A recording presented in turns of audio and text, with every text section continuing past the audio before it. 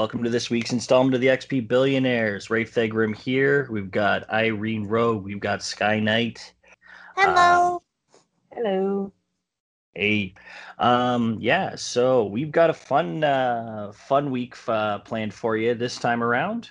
But before we get into our main topic for the day, let's do our regular check-in. What's anybody playing anything new? I finished God of War. Okay, yeah, and I assume you enjoyed it. We will talk about it. Yes, we will talk about it more on the next show. I have many good things to say about it. Okay, perfect. That's something to look forward to then. And I just started playing Ni no Kuni 2 as sort of like a palate cleanser, trying to figure out where I'm going to go from here because I am literally in like RPG hangover where I was like, it ended on the perfect note, but I'm not sure I was ready. Yeah, I've had that happen sometimes. Sky, what about you? What are you playing right now? I'm playing Shenmue, actually. The remaster. I'm almost through the first game. I know I have to get to Hong Kong. I just have to figure out how to get there. It's been a very interesting experience. And very different after playing Pokemon Let's Go like crazy. It was definitely a change of pace. Yep. It would be. You can pet Eevee or Pikachu 10 out of 10. Yes. Exactly. That's all that matters, really.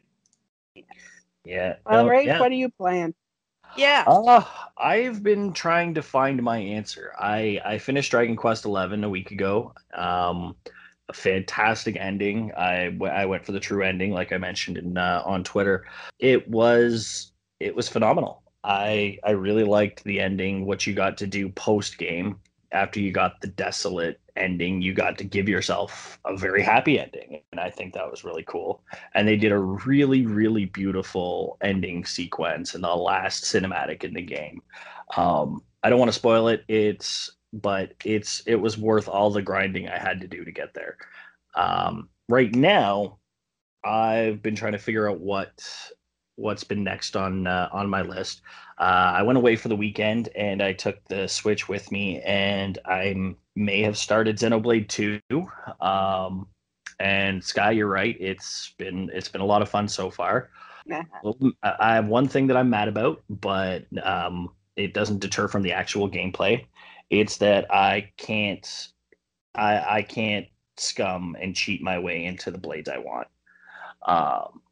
That made me upset. I found out it's just like, oh, well, if I don't get the one I want, I'm just going to reload my game. But no, it saves the second you hit OK when you bond with a core crystal. And I was like, oh, I hate you. I was so upset. I still got some awesome blades so far, but still, it was a pain in the butt. Also, the mini game for Poppy is amazing. I love it, and I'm so good at it. I hate you. I'm terrible at it. I'm really good at it. I've gone all the way back up to the top.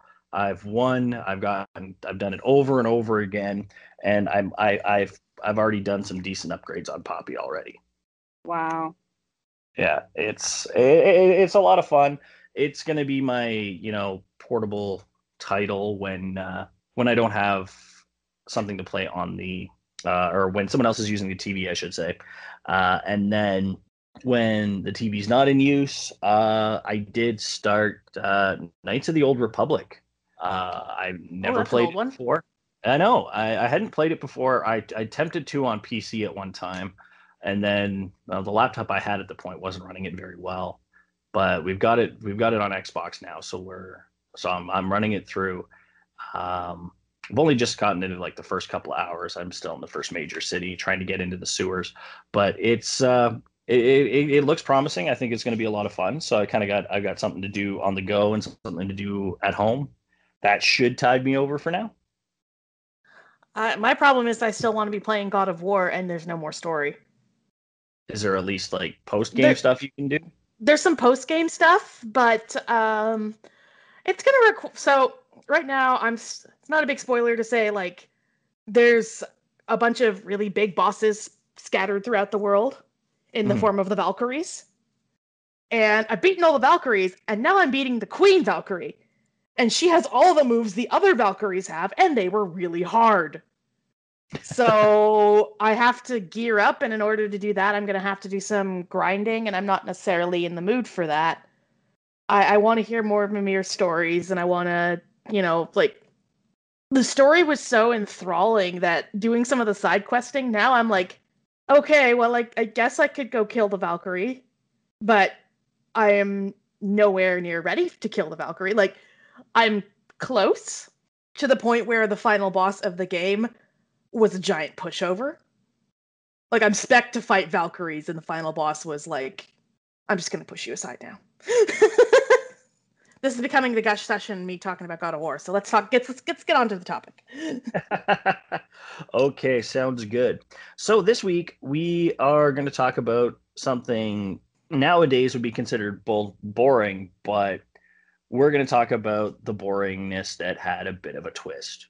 So we're going to talk about, for the most part, I think we're going to be talking about a lot of the more basic RPG combat systems. So anybody from way back in the beginning, it was pretty straightforward. Enter command, attack, spell, item, run. Enter command, let command happen, move on. And even in an action game, it's not that much different. It's just you're doing it in real time as opposed to turn-based system. So, and even in some older titles, it wasn't necessarily like the way they would change that up is like, rather than enter commands for individual characters, you're entering commands for an entire round.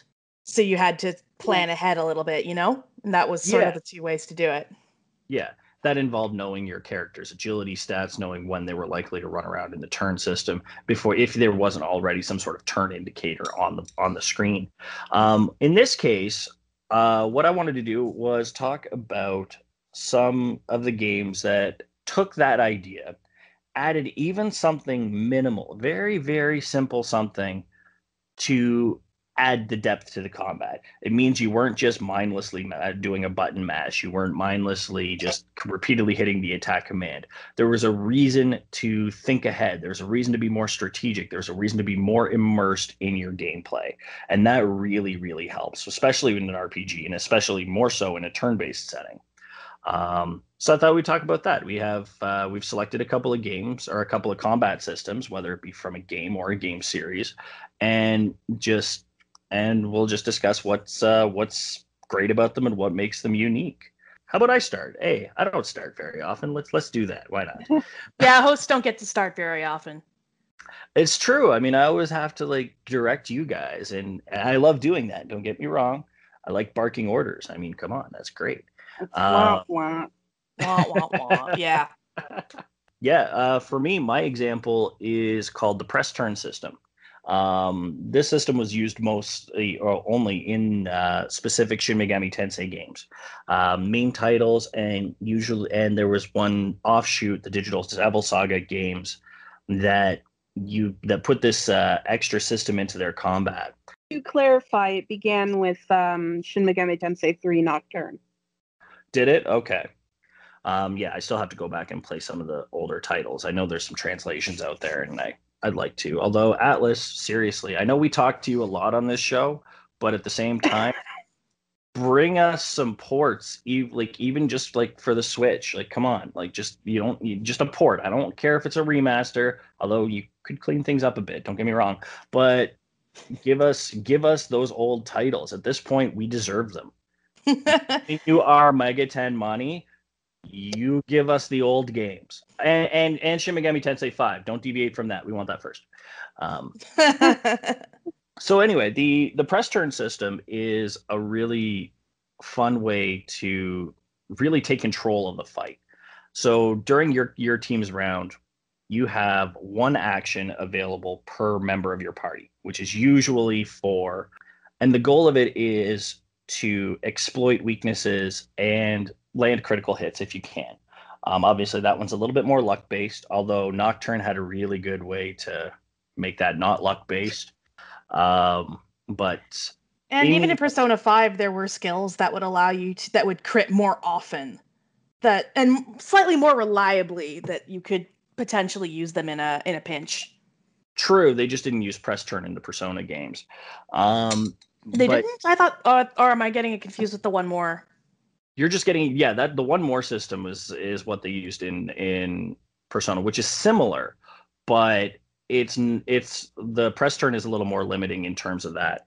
So I'll get into that. So basically, when you land a critical or you land a weakness, you get an additional turn. You get an additional action for your party members. So you'll just continue going through the rotation until it's time for until you run out of actions. Now, the problem with this is in the event that you hit a resistance or an attack is blocked, or if you miss, you lose actions and potentially could lose your entire turn in the event of a reflection or if the monster absorbs it. Right. It's coming back to me now. I'm Yeah. sorry. So I you have I so forgot. it forces you to think strategically, to learn your enemy's weaknesses, and especially in boss fights, like that's key to winning. You need to be able to go as many turns as possible, do as much damage as possible, before he can do the same thing to you. Now that's the other thing is that after your round is over, the enemy has the same rules. So they have the same amount of actions. Sometimes it's bosses tend to get one additional action, and they'll also use up a skill that gives them like two or three more actions, which is really unfair. But I mean, it's Shin Megami Tensei. They pride themselves in making their boss fights hard. So on top of that, you also have to, manage your party to the point of having a party that has as few weaknesses as possible and as many resistances, repellings, and whatnot. And it's not until like the very, very like end game ones where you come across demons that don't have a significant amount of weaknesses. There's always going to be something. So you really have to manage your party and be extra careful. And some situations are unavoidable. Like you might always have somebody for a while that's weak to fire or somebody that's weak to ice. And then you just come across that ice boss and you don't have anything stronger or something in that case. So you got to come up with something or just have a means to protect yourself. But this was great. Like I was never just boringly mashing buttons. I was always thinking about my next move. I had to plan it out really well and strategizing, especially skill building with some of the main characters. Like I was saying, there was a way to break criticals in Nocturne. With one, there was a skill that basically said if the game was on the full moon, all of your basic attacks would be criticals, which was amazing because all you had to do in that case was wait until to walk up into the final boss until it was a full moon. Or no, the final boss, the moon phases would shift, but you would just know exactly when the best opportunity to just strike really hard was. Every other time is you're just preferring stat boosting, just making sure that you maximize your damage at that point.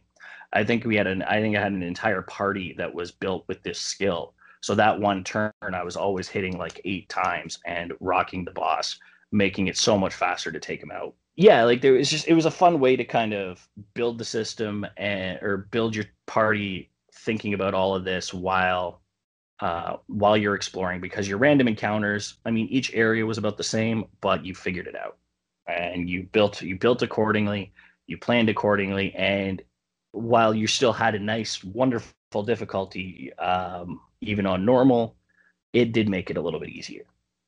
I'm starting to remember that back when I played Digital Devil Saga. Like I was like, yeah, they use the same system, and I'm like, oh wait, yes, they're very similar but slightly different. In that the Well, battle was organized into rounds rather oh yeah, no, than. Digital Devil Saga was exactly the same. It actually used an identical system. Oh, was it to Persona or was it to? I remember there being rounds. No. The Digital Devil Saga used the same system as Nocturne. I thought so. Yeah, Yeah. it was similar enough that they've sort of blended together in my memory. Yeah, and this system's also been continued forward into the last current generation of games, Shin Megami Tensei 4 and Shin Megami Tensei 4 Apocalypse, and it's also currently in the DX2 mobile game. So yeah, no, that's my biggest choice. Sky, what's yours? Mine is the Judgment Ring from the 3 Shadow Hearts games. Basically, what it is, when you hit either, attack or select a spell or use an item, a spinner comes up and there's lit up areas on the spinner. And to successfully complete the action, you need to hit the areas on the spinner that are lit up. If you fail to hit one of the areas, the action, whether it be a spell or an item, it will just fail. The action will fail. Attacks, if you hit the first two lit up areas and then miss the third one, the first two will go through. But as soon as you fail to hit the lit up area, the action will end. So where it gets really interesting was starting in Shadow Hearts 2, where you can actually manipulate the lit up areas of the Judgment Ring to some extent, and it will, to make them bigger, smaller, add extra attacks. And every character's Judgment Ring is different. So, I mean, I did something really busted in Shadow Hearts 2. With the character Corando, I equipped an accessory to him that made all the lit up areas on the Judgment Ring invisible, but it doubled the attack damage. Then I used up nearly all my manipulation actions on the ring to make it nearly impossible to miss an attack, so much of the ring was lit up. Combine that with using Corando's beat stick, super strong demon form, not his base one that you get when you first get him, but one you can unlock. I made extremely short work of that final boss.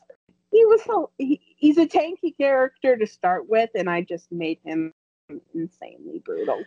So, listeners, I'm not sure if you've gotten this impression yet, but after many years of friendship with Sky, it has become clear to me that their method of beating games is, how do I break this? Oh, yes. Oh, yes.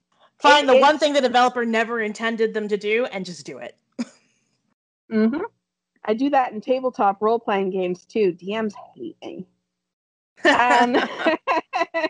Watch out, Rafe, for next year. Mm-hmm. There are some other things you can do within their system that are interesting, like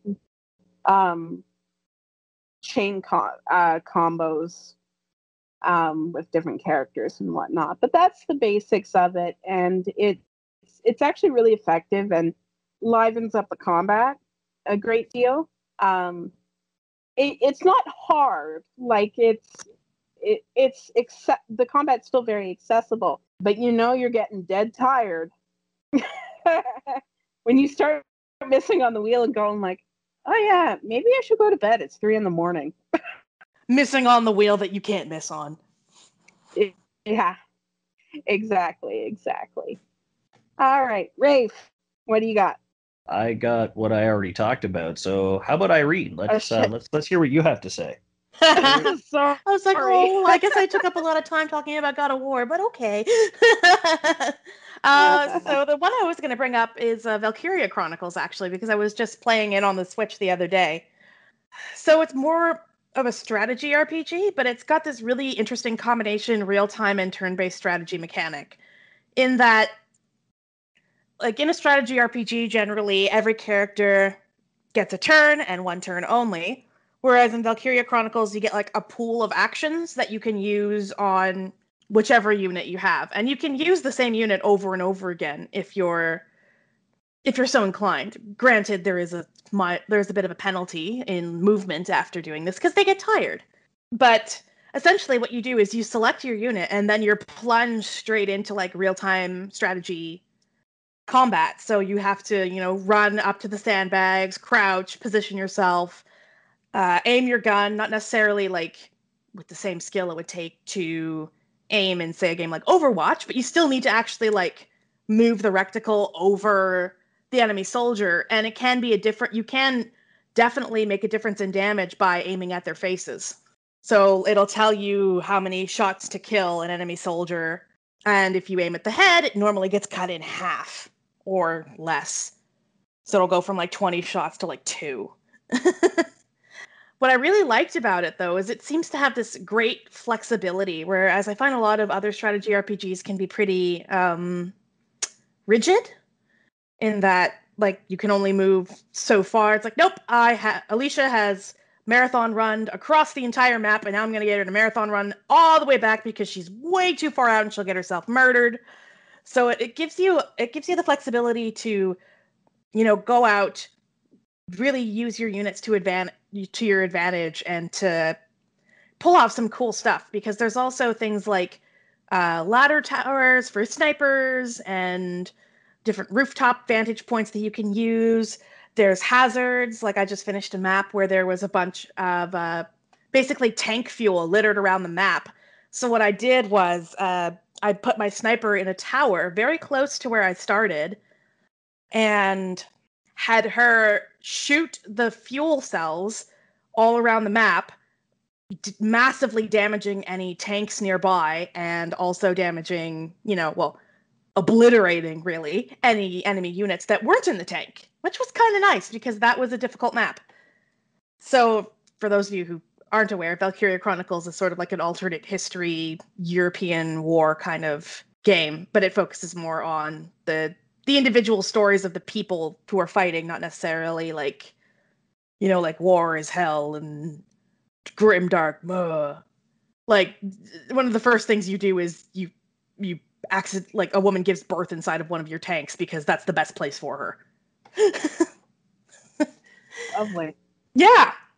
It's like, oh yes, during the battle, our old housemate gave birth to her baby. It's healthy and beautiful, and everybody's happy. And I'm like, wow, okay, that's interesting. So it's more focuses on these little idiosyncratic stories, which I found interesting. But my point being, when it comes to the combat system, is that it's very different from any strategy game, but it's also not entirely, like, if you're not used to real-time strategy, it's not like it's impossible to grasp. It's like it's simplified enough that you're moving one unit at a time, and there are very set, defined periods where you could be shot at while you're just moving around, and it's not necessarily overwhelming. So, and it's a very nice art style, and also an interesting story, to be sure. I'm not usually one for these kinds of games, but I found, like, just the combat really it did something. It just nails something good about it. Also, I want to give a shout out to Legend of the Dragoon, which instilled in me a habit of hitting the confirm button in time with attacks, even if it doesn't do anything, for the rest of my life. Because in that game, you'd get the little square that would get smaller, and if you hit it when Dart hit his sword against the enemy, you could combo into like a huge endless chain and do a lot of damage, and it was great. But now, even as I grow older, I'm like, nope, I gotta hit the attack button at the same time because it does more damage. Sort of like, A plus B plus down to catch the Pokemon. It doesn't actually do anything, but it makes it feel like it's hitting harder. So based on that, let me just ask, how often do you have to replace controllers? Me? I've actually, well, if it survived me playing Bloodborne, I'm pretty sure they make controllers, sturdy enough for that. Because, me playing Bloodborne was just a lot of cursing and swearing, and I never actually threw the controller, but oh my god, I was sorely tempted a few times. And it's not like I can even be mad at the game, because, I'm only mad at myself for sucking at it. Except for those few times where, it was such bullshit that I got caught on the scenery and then just got torn to pieces and bleh. But then I was like, I should have known not to get caught on the scenery. No, makes sense. Yeah, Sky, you were just asking, did you want to do you want to give any shout out to anything else?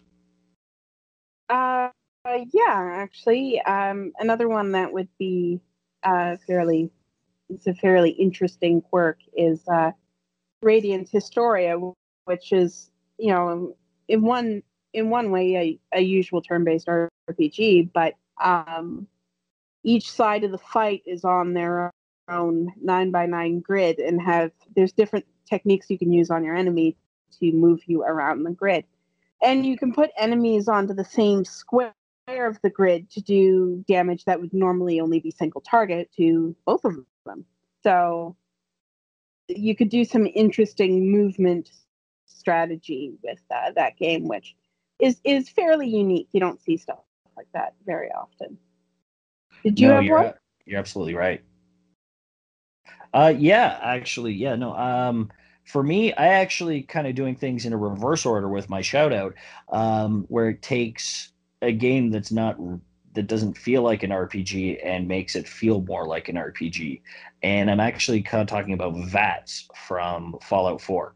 I Basically believe it was taking introduced in 3 technically, but yeah, I get your point. Yeah, I haven't played three unfortunately, but yeah, no, the basically you're taking that, first person shooter aspect, freezing it down to give yourself the ability to take actions with accuracy basis, hitting specific targets. You want to blow someone's leg off, you want to go for the head, you know there's a specific weakness. You can freeze things, aim properly, and you also have like accuracy ratings. So that made the game feel like an RPG more for me. That's as opposed to just being a sandbox shooter. I mean, yeah, you had your skill progression and that was good, but that made the combat that made it work for me. That made me like the game. Yeah, I want to just add that from an accessibility perspective, like not everybody necessarily has the skill to do, the shooty bang bang first person all the time.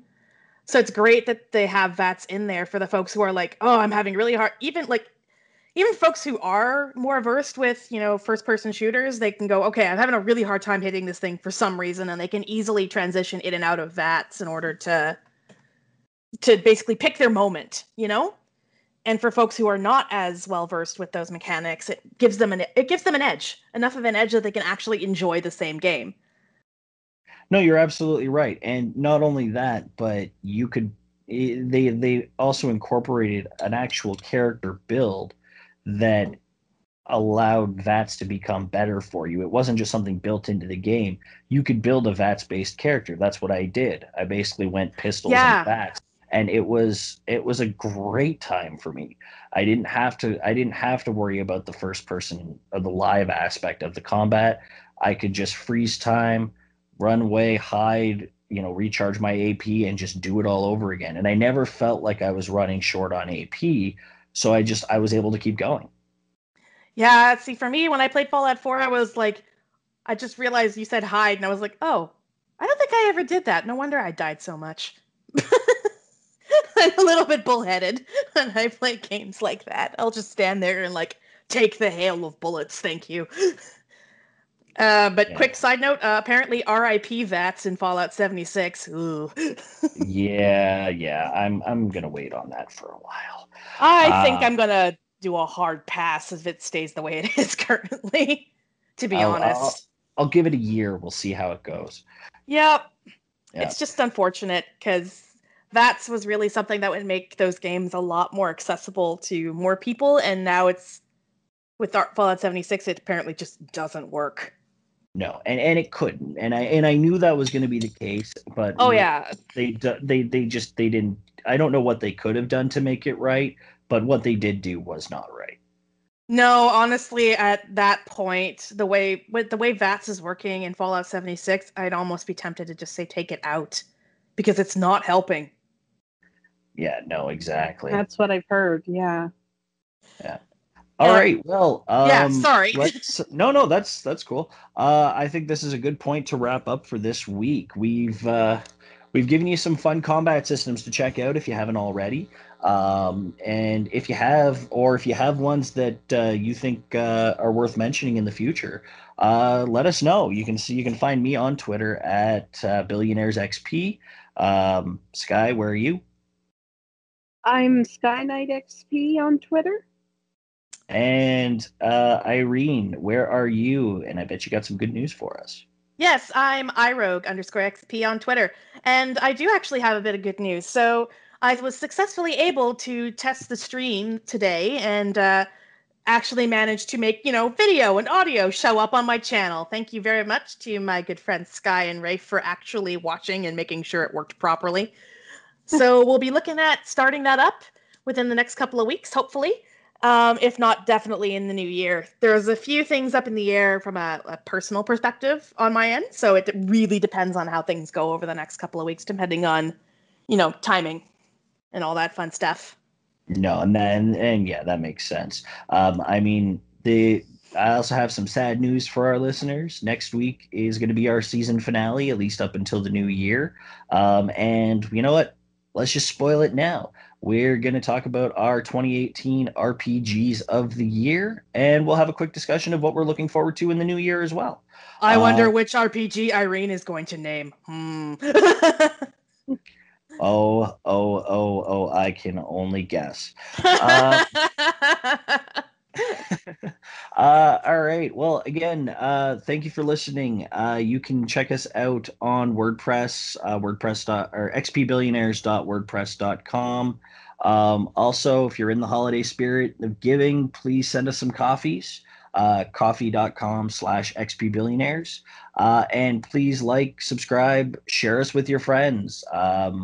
We've been having a lot of fun so far. Next week's going to be even better, and we're going to end the year with a bang. So thanks for listening, and we'll see you next week. Bye. Bye.